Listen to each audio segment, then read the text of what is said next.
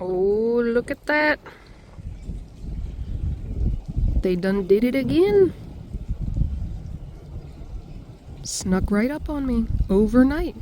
Little cherry trees decided, ooh, it is now spring. Alas, cherry trees, it is now wet. Wet. Wet!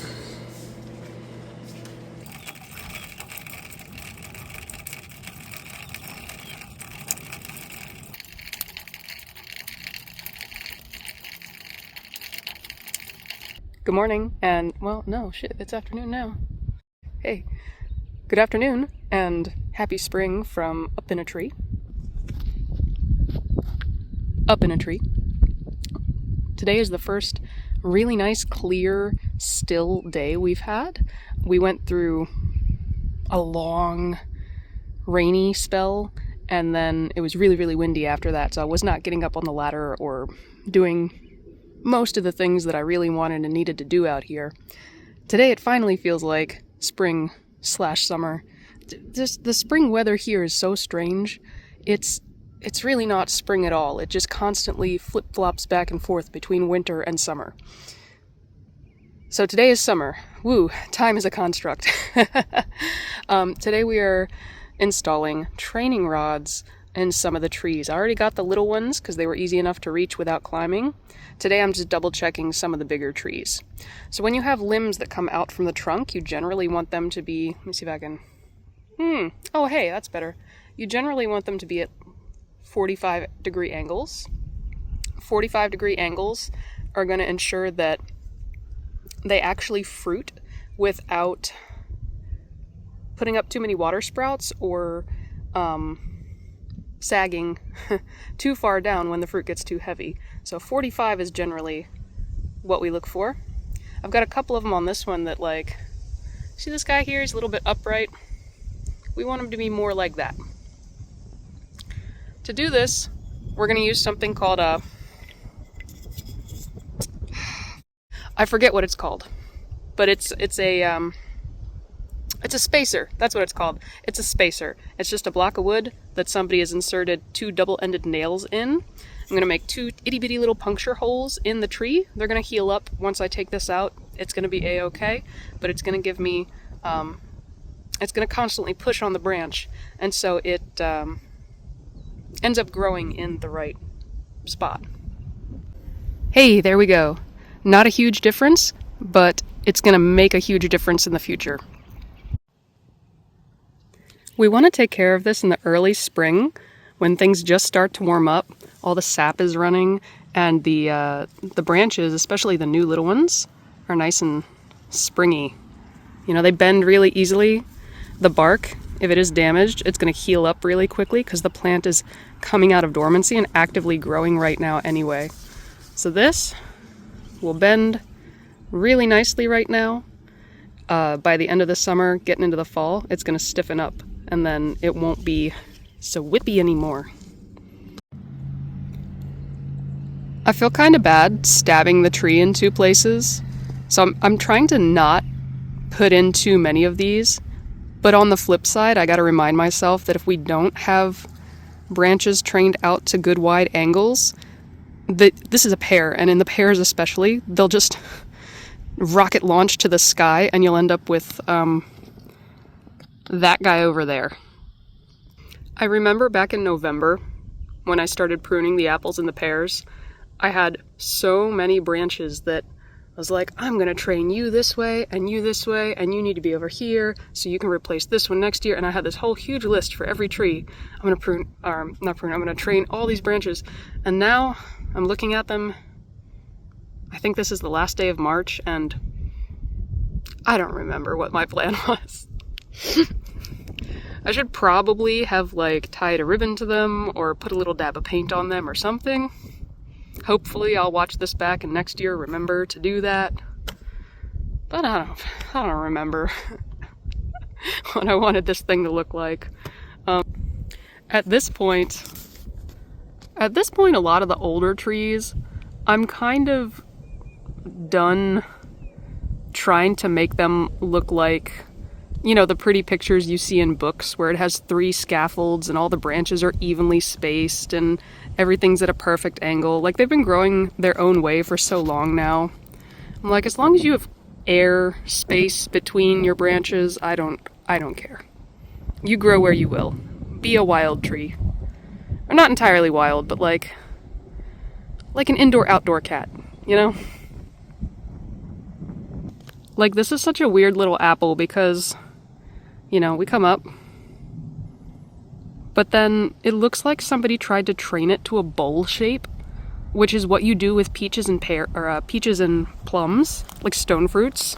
You want an open center so light hits inside the tree. So I got 1, 2, where's 3? 3 branches down spreading out. Normally an apple would be trained to a central leader, which means you start at the trunk and you go straight up, boom, and then you have layers of branches at 45-degree angles. So I was kind of thinking, well, maybe, I don't know, maybe I can take this, see this limb up top here? Where's it at? Here? What if I let it grow a little taller and then trimmed it so like this is the leader, but then we'd have a horizontally, we'd have a Z-shaped tree? I don't know. I'm kind of out of ideas. Hi, clovers! I can't tell you how much I love just having a wall of clovers in my yard. 1,000 out of 10. Highly recommend. Best decision ever. These are crimson clovers. I planted them just for, you know, nitrogen fixation and diversity of species, but man, they're the coolest things up here. Look. Look, this is a 6-inch spacer. You can like hide behind the wall of clover. Eee! My other big project for the springtime is whipping up a like a holistic spray. Last year I started reading what's his name? It's called The Holistic Orchard by I'll put it down here. Anyway, reading this great book about like organic apple orcharding, and one of the big things that the author suggested was spraying your trees with a mixture of effective microbes, fish, right? A fish fertilizer, and a neem oil, and a couple of other little things you can add for different purposes. So that sounds really cool. So I think what I want to do is run it as sort of a science experiment. I don't have the time or the money to spray every tree in this orchard, but I'm going to select like half a dozen examples, and I'll spray them every couple of weeks and just see how they do compared to their fellow trees. See if it makes a difference and how much of a difference. So what I'm doing right now is walking through trying to select the right trees, and I'd like to first off spray trees that I've already got down to a manageable height. So I'm not like on a ladder trying to reach up and spray my 50-foot pear over there. Yeah. And I'm also trying to see if I can find trees that are next to or near trees of the same type. Like, I think this little cherry here would be a good candidate because it's right next to another cherry, and so it'd be really easy to compare them. Nope. There. I was trying to prop you up so you could see what's going on. So I did the math on this like a year ago, and I really hope I did it right because math is not my subject. But for this first spray, I want 5 ounces of neem oil. What's that? Oh, spiders. Oh, there's spiders in the box. Are you neem oil? No. Microbes, so you must be the neem oil. Oh, jeez. No, you're not. Yes, this is the neem oil. So neem is an oil that comes from a tree. It's supposed to be good for the trees. And it's also supposed to, come on, I'm fried today. Bugs hate it. Bugs do not like the neem oil. It makes them puke, which is good. Mine's been sitting all winter. So if there's good stuff on the bottom, I gotta make sure it gets all mixed. I bought all of this last fall. I don't remember why I did that. I think to make sure that, like, if a lot of people, like, if there were supply issues in the spring, I had them on hand and ready to go, but this was stupid. I'm gonna buy them in the spring from now on. Oh, it's gloopy. Oh, I didn't bring a rag. Shit. Paper. Paper. All right, take notes so I don't have to weigh this stuff next time. 5 ounces of neem oil is about 3/4 of a cup. Blech. Okay, now 2 teaspoons of soap. Just Dawn dish soap is fine. The soap is just going to emulsify the, I think that's the word. The neem oil. Break up the neem oil so it makes nice little droplets and is easy to spray. Woo. Liquid fish is a fertilizer. Yay. It's going to make my house smell beautiful. 20 ounces of fishy goodness. Oh boy, let's go. I don't know if you can see something, oh no. It looks like something separated up, ew. Ugh. Shit. Yeah, it looks like something separated up in the fish. We definitely will not be storing these long term ever again. Yuck. Now we know. The fish isn't liquid anymore. The fish is like, I'm gonna turn the camera off because honestly, like the solids have clumped together and the rest is just brown goo and it looks like diarrhea. So we'll be back in a moment.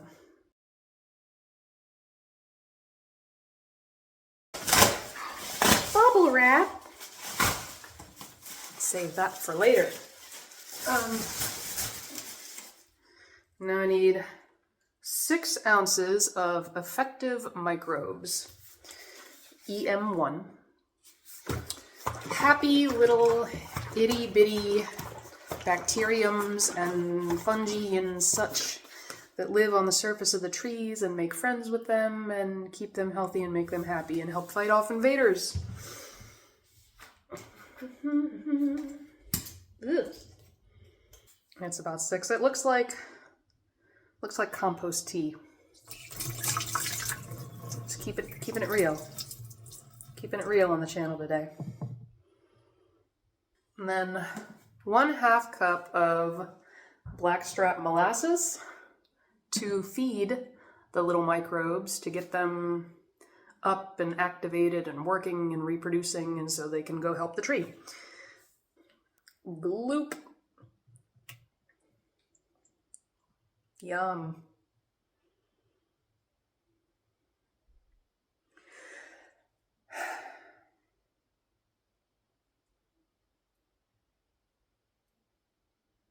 Any day now.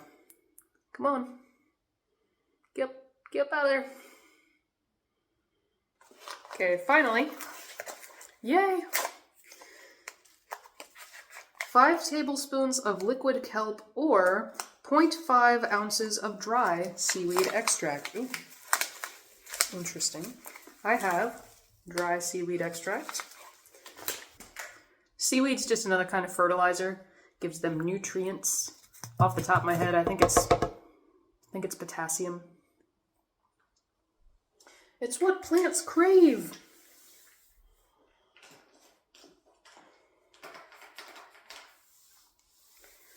Okay, I'm gonna clean everything up. I'm going to fill the rest of this tank with water. And then when the wind dies down a little bit, I'm going to go out and actually spray it on my trees. I think I overfilled it. It's definitely leaking fish microbe water down my back.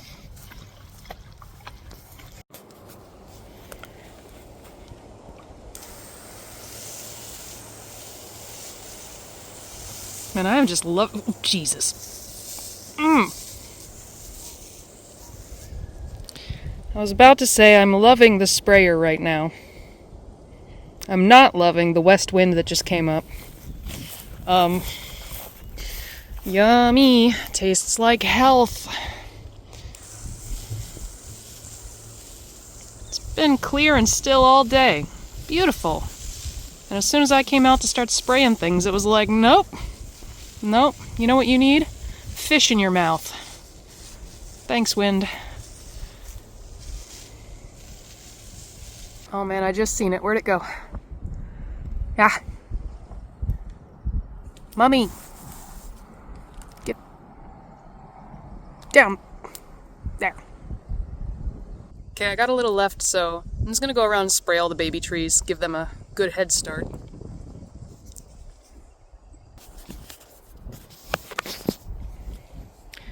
This deer netting's working out okay, you know? I didn't expect it to last all winter, but it's still here. It's still upright. I kind of took the tops off when it was time to prune everybody. And it looks like they're all tangled up in the top there, but they're not so bad that I can't get them undone if I need to. So I'm gonna leave it here for a little bit, because once the leaves start popping out, them damn deer are gonna come back and start nibbling. I'm trying to spray a little bit around the mulch at the base of the trees too, because part of the magic of this little potion here is that it aids the decomposers that lives down in the soil. And something, I forget exactly what the compound is. Something in there is also good for the root fungi. Well, that actually worked out way better than expected. I had enough in the tank. I have a 4-gallon tank for all 6 of the big trees that I had marked out, and then all of the baby trees too. And I rinsed out the sprayer with the hose, and everything came out of it. I didn't have to scrub anything. So I'm super happy about that. I'm just gonna let it dry right now. I'm gonna rock on to my next project.